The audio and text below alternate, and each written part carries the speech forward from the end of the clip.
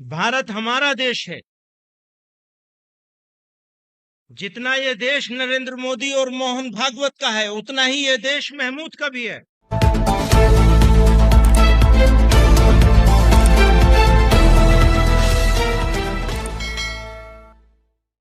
जितना ये वतन नरेंद्र मोदी का, जितना ये वतन नरेंद्र मोदी और मोहन भागवत का है, उतना ही ये वतन महमूद का भी है, जो माजी की नस्लों की मेहनत से बनी मुल्क की अजीम विरासत को मलियामेट कर रही है। और एक ऐसे वतन की तामीर करें जहां जहन बगैर खौफ के चल सके।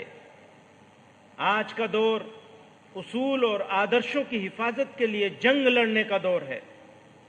आज हर तरफ ये आवाजें उठने लगी हैं कि दस्तूर हिंद में दी गई जमानतें बेसूद हैं।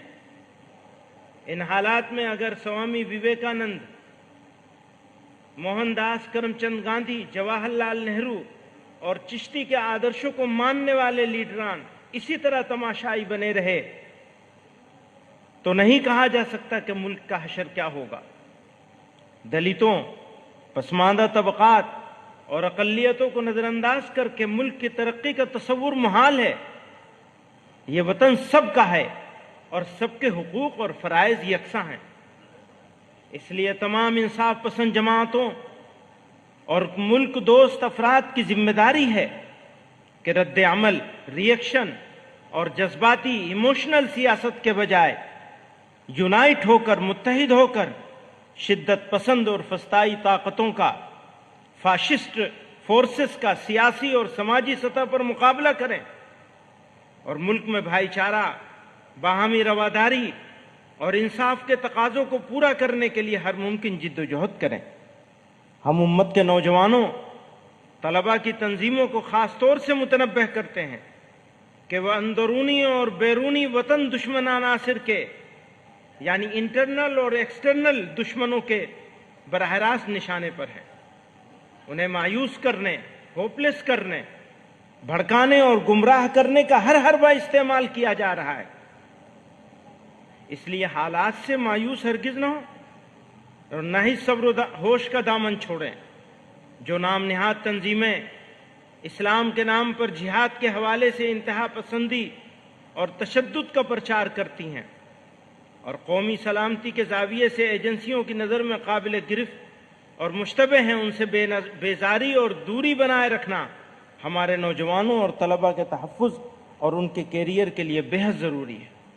जाने अनजाने में ज़रा सी गफलत उनको बर्बाद कर सकती है। भारत हमारा वतन, जितना ये वतन नरेंद्र मोदी का, जितना ये वतन नरेंद्र मोदी और मोहन भागवत का है, उतना ही ये वतन महमूद का भी है।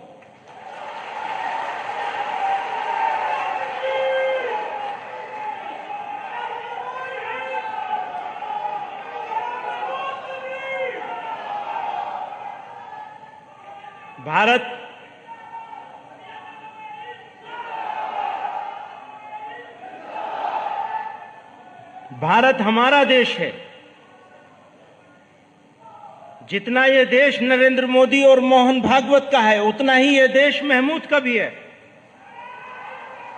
न महमूद इनसे 1 इंच आगे है,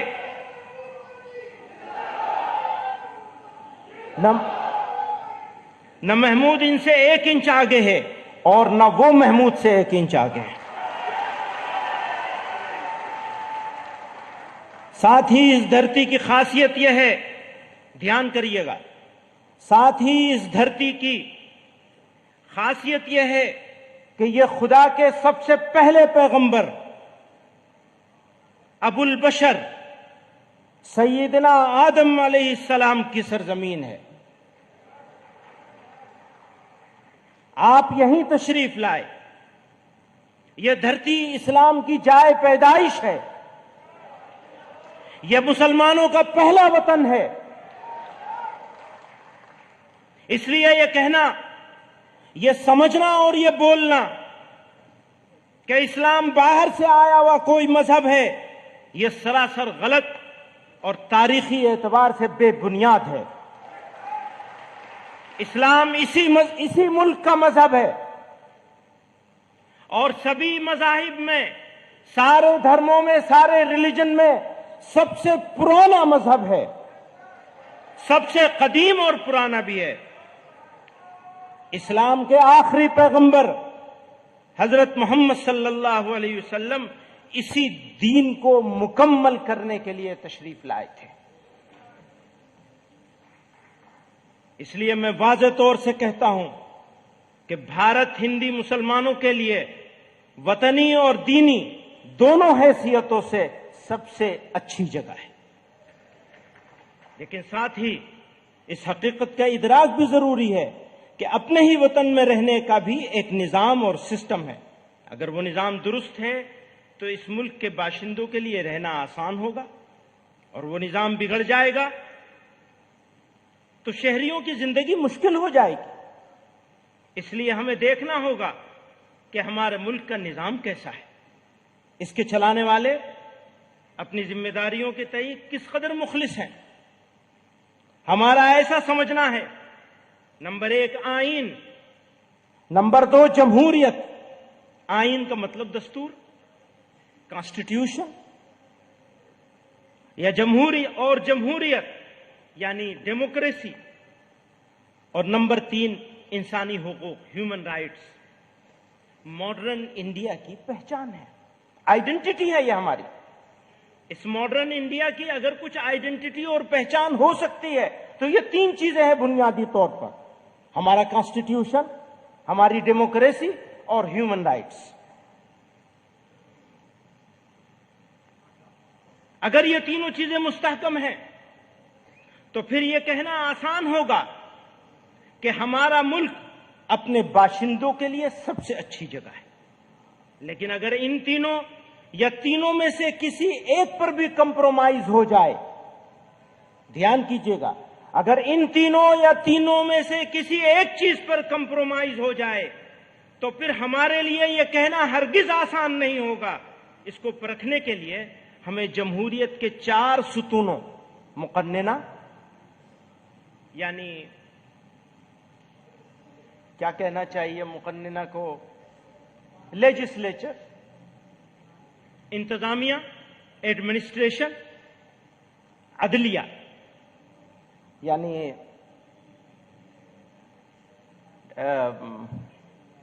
جوڈیشری، اور نمبر 4 میڈیا۔ اس کا جائزہ لینا ہوگا، ان 4 چیزوں کا ہم کو جائزہ لینا ہے، لیجسلیچر کا، ایڈمنسٹریشن کا، جوڈیشری کا اور میڈیا کا۔ آگے چلیے، انصاف کی حکمرانی۔ کسی بھی مہذب سماج کے لیے عدل و انصاف سب سے بڑا معیار ہے۔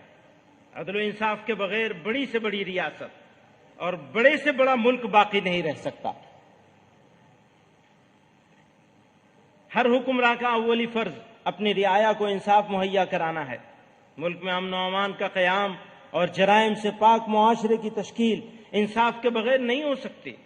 ہمارے ملک و سماج کی ایک تلخ حقیقت ہے کہ نہ صرف ہم ظالموں، قاتلوں اور لٹیروں کو قرار واقعی سزا دینے میں ناکام ہیں، بلکہ بے قصور افراد کو جان بوجھ کر گرفتار کیا جاتا ہے اور پھر ان کو طویل المدت قید میں رکھا جاتا ہے، اور 20 سال گزرنے کے بعد عدالت ان کو رہا کر دیتی ہے۔ ایسے ہزاروں واقعات کا ریکارڈ پیش کیا جا سکتا ہے۔ اسی کے مد نظر جمعیت علماء ہند نے بے قصور افراد کی رہائی اور ان کے مقدمات کی پیروی کے لیے ایک مستقل شعبہ قائم کیا ہے، جس کے ذریعے نچلی عدالتوں سے لے کر سپریم کورٹ تک ہم ہزاروں افراد کے مقدمات لڑ رہے ہیں۔ یہی ہماری تقدیر میں رہ گیا ہے، خاص طور سے ان لوگوں کے مقدمات جن کو یو اے پی اے اور دہشت گردی کے دیگر قوانین کے تحت بیجا گرفتار کیا گیا ہے۔ نیز یہ بات بھی عام طور سے دیکھی جاتی ہے کہ فسادات کے موقع پر مارے بھی مسلمان جاتے ہیں، لوٹے بھی جاتے ہیں، اور الٹا ان کو ہی قصوروار ٹھہرا کر قید و بند کی سزا دی جاتی ہے۔ کلیجہ تھام لو، روداد غم ہم کو سنانے دو۔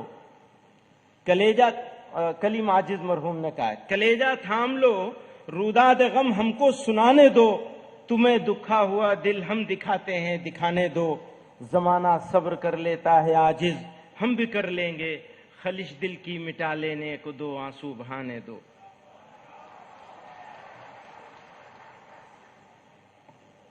محترم حضرات، جب ہم وہ جو چار چیزیں الگ کی گئی تھیں کہ وہ چار چیزیں پہچان بنے گی اس بات کی کہ ملک کیسا ہے، کس راستے پہ جا رہا ہے، اس میں عدلیہ بھی آتا ہے، ہماری جوڈیشری، سپریم کورٹ اور ملک کی دوسری عدالتیں بھارت کی سب سے بڑی جمہوریت کی محافظ اور اس کی طاقت ہیں۔ یہ عدالتیں اپنے خود مختار نظام کی وجہ سے حکومتوں کے بے لگام اقدامات پر قدغن لگاتی ہیں، سماجی بہبود، ماحولیات کے تحفظ، انتخابی اصلاحات وغیرہ کے مسائل پر ان کے احکامات اور رہنما اصول ملک کی درست رہنمائی کا سبب بنتے ہیں۔ لیکن گزشتہ کچھ عرصے سے بالخصوص بابری مسجد، طلاق ثلاثہ وغیرہ پر، اور بھی بہت سارے ہیں، یہ دو کا ذکر میں کر کے، وغیرہ پر فیصلوں کے بعد یہ تاثر عام ہو رہا ہے کہ عدالتیں ریاست کے دباؤ میں کام کر رہی ہیں۔ اقلیتوں کے آئینی حقوق اور دستور کے بعض بنیادی اصولوں کی تشریح کی ایسی مثالیں سامنے آئی ہیں جنہوں نے عدالتوں کے کردار پر بھی سوالیہ نشان لگا دیا ہے۔ مختلف عدالتوں نے مسلم پرسنل لا سے متعلق مسائل کو لے کر جو فیصلے دیے ہیں ان سے ایسا محسوس ہوا کہ ان عدالتوں نے قانون کی تشریح کے بجائے قانون وضع کرنے کی کوشش کی ہے۔ حال میں دیے گئے درج ذیل فیصلے اس کی اہم نظیر ہیں۔ اب یہ کچھ فیصلوں کا تذکرہ کیا، اس کو چھوڑ دوں میں۔ مقننہ کے ذریعے ناانصافی، بھارت کی متعدد ریاستوں نے مذہب کی تبدیلی کو کنٹرول کرنے کے لیے قوانین بنائے ہیں، یعنی لیجسلیچر نے کہاں ہمارے ساتھ گڑبڑ کی ہے، بہت ساری گڑبڑ کی ہے، ایک آدھ کا ذکر کر رہے ہیں۔ بھارت کی متعدد ریاستوں نے مذہب کی تبدیلی کو کنٹرول کرنے کے لیے قوانین بنائے ہیں۔ گجرات اور مدھیہ پردیش ہائی کورٹوں نے ان دفعات پر یہ کہتے ہوئے روک لگا دی ہے کہ یہ کسی شخص کی پرائیویسی کے حق کی خلاف ورزی ہے پر مبنی ہے، یعنی وہ جو ایکٹ بنائے گئے ان کی کچھ دفعات ایسی ہیں جنہیں پرائیویسی کے حق کے خلاف مان لیا کورٹ نے بھی۔ اس میں گجرات والے معاملے میں جمعیت علماء گجرات